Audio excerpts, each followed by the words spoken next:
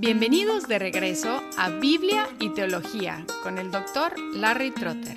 Esperemos disfruten el siguiente episodio.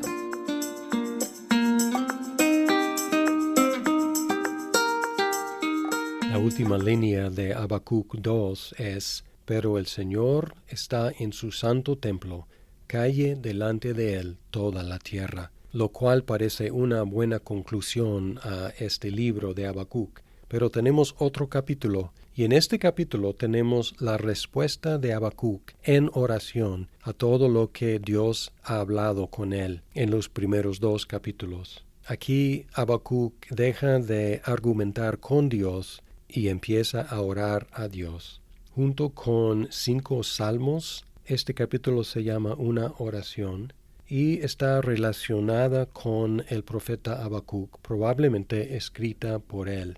La traducción dice oración del profeta Habacuc, y luego hay un término desconocido, sigionot, oración del profeta Habacuc en sigionot, que parece ser una indicación de música. Y luego el último versículo 19 dice: para el director del coro con mis instrumentos de cuerda. Otra indicación de que fue compuesta para ser cantada. Además, 3 veces aparece la palabra Selah y son las únicas veces que aparece fuera de los salmos. Probablemente otra indicación de cómo cantar o tocar esta oración. Podemos dividir esta oración en secciones. Empieza dirigida a Dios, hablándole en tú.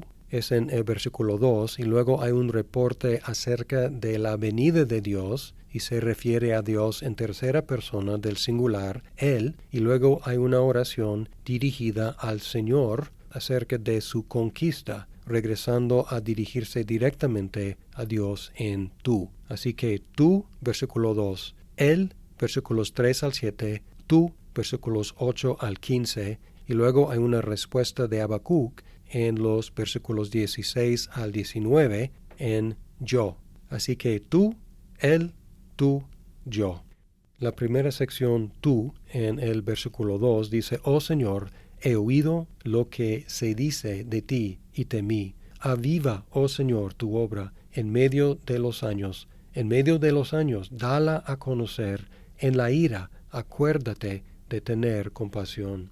Aquí Habacuc dice que había oído el reporte de la obra que Dios haría, y probablemente esta obra es la obra terrible de levantar a los caldeos. A la luz de esa obra que Dios iba a hacer, Habacuc oró al Señor por su pueblo, llamándolo por nombre, el nombre Señor, indicando la palabra, o más bien el nombre personal de Dios, Yahvé, y pidió 3 cosas. Pidió que el Señor lo avivara, lo hiciera vivir, pero la pregunta es: ¿a quién? Quizás el justo que viviría por su fe, a quien conocimos en el capítulo 2, versículo 5. También pidió al Señor que diera a conocer, pero no dice qué ni a quién. Quizás a este mismo justo que está viviendo por su fe. Y luego pidió que en medio de tiempos de temblor, que el Señor se acordara de tener compasión. Aquí la traducción dice: en la ira acuérdate de tener compasión,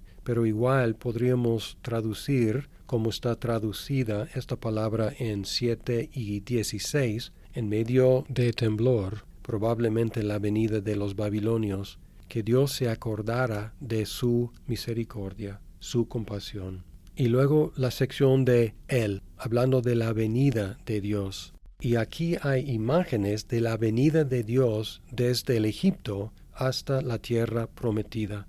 Una serie de imágenes de esa peregrinación en el desierto dirigida por Dios. No es un registro histórico, sino una colección de ciertas imágenes. Dice: Dios viene de Temán y el santo del monte Parán. Su esplendor cubre los cielos y de su alabanza está llena la tierra. Su resplandor es como la luz, tiene rayos que salen de su mano, y allí se oculta su poder. Delante de él va la pestilencia, y la plaga sigue sus pasos.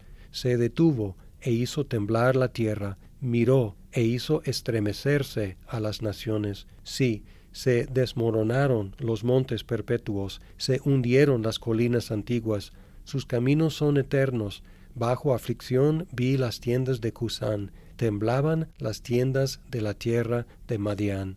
Aquí algunas de las imágenes. Un movimiento desde el sur hacia el norte, que normalmente cuando habla de la venida de Dios es desde el cielo hacia la tierra o desde Jerusalén, pero aquí es desde el sur hacia el norte, recordando el éxodo de Egipto y la entrada en la tierra prometida. También menciona señales en los cielos, como el pilar de nube o de fuego, y alabanza en la tierra, como sucedió en el tabernáculo. Versículo 3. Menciona relámpagos en el 4, como en el monte Sinaí. Menciona pestilencia y plaga, como sobre los egipcios y luego después como sobre los israelitas rebeldes en el desierto. Versículo 5. También la sacudida de las naciones, el quitar obstáculos de delante de Dios en el 6. Y luego la victoria sobre los oponentes de Israel durante el tiempo de los jueces en el versículo 7. Y estas manifestaciones del poder de Dios fueron muy impresionantes, pero dice aquí en el 4 que ahí se oculta su poder, dándonos la idea de que aún estas manifestaciones del poder de Dios, las plagas, los relámpagos, las señales en los cielos, la sacudida de las naciones, la victoria sobre los adversarios, que en estas manifestaciones de Dios, de su poder, se oculta su poder. Es decir, que es una fracción mínima de la potencia de Dios. Y luego la segunda sección, tú, en los versículos 8 al 15, dicen, ¿te indignaste, Señor, contra los ríos? ¿Contra los ríos fue tu ira? ¿Contra el mar tu furor? Cuando montaste en tus caballos, en tus carros de victoria, tu arco fue desnudado por completo. Las varas de castigo fueron juradas. Con ríos hundiste la tierra. Te vieron los montes y temblaron. El diluvio de aguas pasó. Dio el abismo su voz. Levantó en alto sus manos. El sol y la luna se detuvieron en su sitio. A la luz de tus flechas se fueron, al resplandor de tu lanza fulgurante. Con indignación marchaste por la tierra, con ira pisoteaste las naciones, saliste para salvar a tu pueblo, para salvar a tu ungido. Destrozaste la cabeza de la casa del impío, descubriéndolo de arriba abajo. Traspasaste con sus propios dardos la cabeza de sus guerreros, que irrumpieron para dispersarnos. Su regocijo fue como el de los que devoraron en secreto a los oprimidos. Marchaste por el mar con tus caballos en el oleaje de las inmensas aguas. Aquí, regresando a dirigirse a Dios directamente, Habacuc mezcló imágenes de tres fuentes: la creación, el éxodo y la conquista de la tierra prometida. Por ejemplo, como en el 7, su dominio sobre los ríos y el mar, como en la creación dominó las aguas, como en la plaga de sangre sobre los egipcios, y como en el cruzar del Mar Rojo y en el río Jordán. Luego menciona en el 8 y en el 15 los caballos y los carros, pero esta vez no son los carros y caballos de los egipcios, sino del Señor. Y luego en el 9 y el 10, el diseño de los montes y de las aguas como en la creación. Otra vez en el 10, las aguas y el abismo, como cuando los egipcios se hundieron en el Mar Rojo. En el 11 se menciona que el sol y la luna se pararon, como cuando Josué venció a los amoritas. Y en el 12, la conquista de muchas naciones, como sucedió en la conquista de la tierra prometida. En el 14, mencionando que el enemigo fue ganado con sus propias armas, lo cual pasó varias veces en la historia de Israel.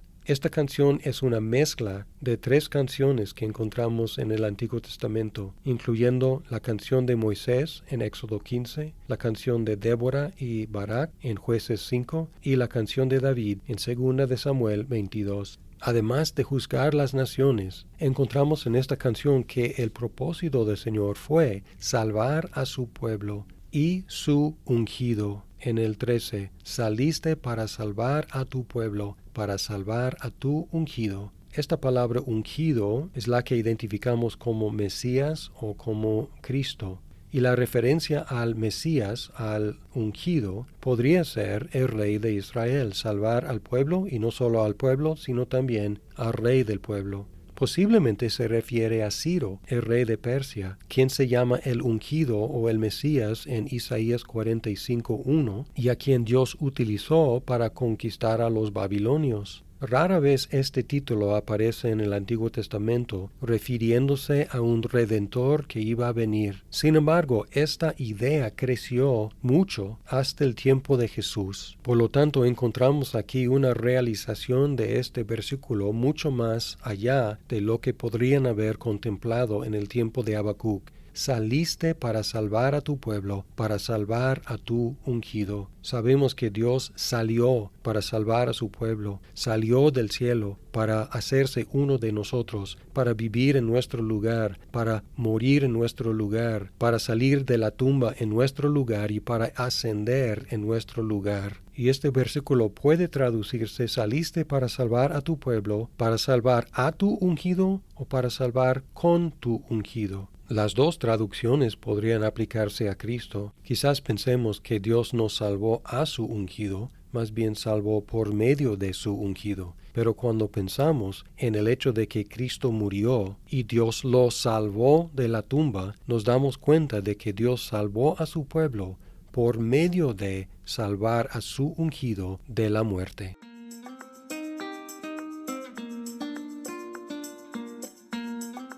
Muchas gracias por escuchar este episodio. Si estás disfrutando Biblia y teología, por favor compártelo con tus amigos. ¡Hasta pronto!